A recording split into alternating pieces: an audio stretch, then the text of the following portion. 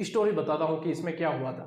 देखो, किंवदंतियों के आधार पर कह सकते हो या कैसे कह सकते हो, तेजा जी की जो कहानी है वो ये सुनने में आती है, पढ़ने में आती है, जो मैं आपको बता रहा हूं कि तेजा जी एक बार जो घर पर थे तो उनकी माता जी ने तेजा जी से कहा कि जा थोड़ी सी खेत को जोत ले, कृषि कार्य कर ले। तो तेजा जी जो है अपने औजार लेकर, कृषि के उपकरण लेकर चल दिए खेतों की तरफ। पूरे दिन खेत को जोतते रहे, खाने पीने का कोई ध्यान नहीं, खाना आया ही नहीं घर से, खाए क्या, जब आएगा तभी तो खाएंगे, आया नहीं, भूल गए। पीछे पीछे भाभी थी वो भी भूल गई। तो फिर भाभी जो है बाद में शाम को ध्यान आया, अरे खाना तो पहुंचा ही कौन, हम तेजा जी जो है रे बढ़ गई, यूं कर ना खाना पहुंचा पा रहा है, गई। अब जैसे वो खाना पहुंचाने जाती है वहां, तो तेजा जी को गुस्सा आया हुआ था कि इतनी टाइम से मैं भूखा प्यासा काम कर रहा हूँ, कोई सूद बूद ही नहीं ले रहा है।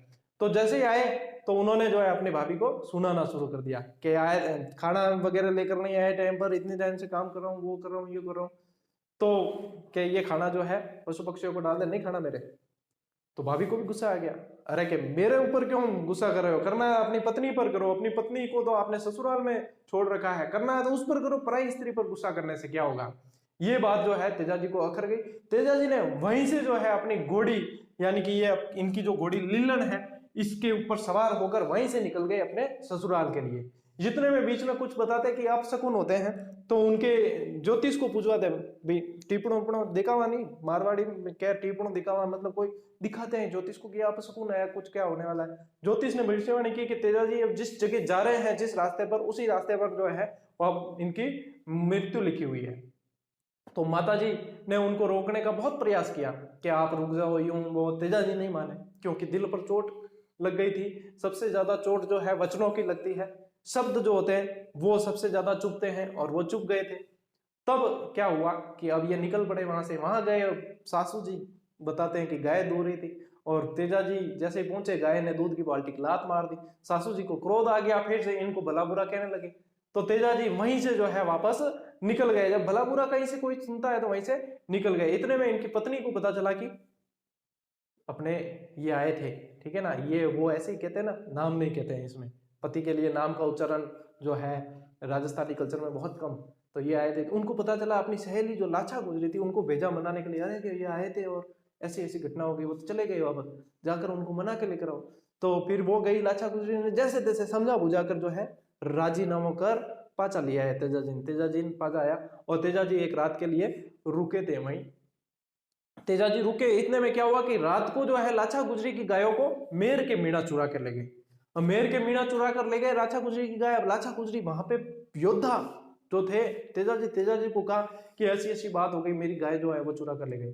तेजा जी उसी समय निकलते हैं गायों को छुड़ाने के लिए, मेर के मीणाओं से बहुत तगड़ा युद्ध करके सारी गायों को छुड़ाकर सुरक्षित वापस ले जाते हैं। लेकिन पीछे एक बछड़ा रह जाता है। लाछा गुजरी जब देखती है कि बछड़ा, एक जो बछड़ा था वो तो पीछे रह गया, और जानवर हो चाहे इंसान हो, बच्चों से बहुत ज्यादा प्रेम सभी को होता है, बछड़ा पीछे रह गया। तेजा जी वापस जाते हैं बछड़े को छुड़ाने के लिए, और उस समय जो है वापस जाते हैं, तब बीच में रास्ते के अंदर उन्हें एक जगह आग में एक सांप जो है जलता हुआ दिखता है, तड़पता हुआ सांप, कि सांप जल रहा है। उन्होंने अपने भाले से उस सांप को कि मैं बचा लेता हूं, ऐसे करके सांप को निकाल दिया, और सांप को उल्टा निकाला, उल्टा क्रोधित होने लगा, है ना, क्रोधित होने लगा। तब सांप ने क्या कहा कि मैं तो मेरी मतलब जिंदगी से इस सांप की तो देखो जिंदगी क्या है, पेट घिस घिस के चलना है, मतलब मैं तो इस योनि से मुक्त हो रहा था, और तुमने जो है मेरे सब काम पे पानी फेर दिया, मेरे को क्यों निकाला वापस, अब मुझे जो है मृत्यु नहीं मिलेगी, मुझे मुक्ति नहीं मिलेगी, तुमने तो मेरी मुक्ति के बीच में आड़े आ गए।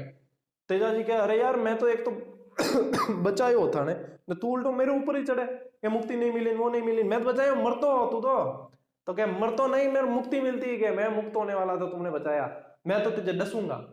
तो क्या तेरा डसनो है, डस लीजिए, अब यार मैं जाऊं, अर्जेंट काम हूं, एक बछड़ो जो लारे रह गयो, मैं युद्ध कर और बछड़ो छुड़ान लिया, पांचों आऊं जब तेरे मर्जी पड़े जाऊं, डस लीजिए। तो वचन के पक्के थे, तो वचन दे दिया उसको, और फिर जो है वो निकल गए। फिर युद्ध करते हैं, वहां पे बुरी तरीके से घायल हो जाते हैं, पूरे शरीर पर घाव लग जाते हैं, लेकिन बछड़े को छुड़ाकर वो ले आते हैं। अब फिर वापस रास्ते में सांप इंतजार कर रहा होता है। अब सांप के सामने आते हैं, अब कहते हैं डस ले। सांप कहता है कि मेरे डसना है, डसूंगा, मैं तो साबुत जगह पर डसूंगा, आपके तो मतलब हर जगह पर जो है घाव लगे हुए हैं, मैं डसूंगा, साबुत तो कोई जगह बची नहीं आपके शरीर में। तो तेजा जी ने कहा कि मेरे शरीर में अभी भी साबुत जगह बची है। अपनी जुबान निकालते हैं, जीभ बाहर निकालते हैं और कि ये अभी तक बिल्कुल साबुत है, इस पे डस ले।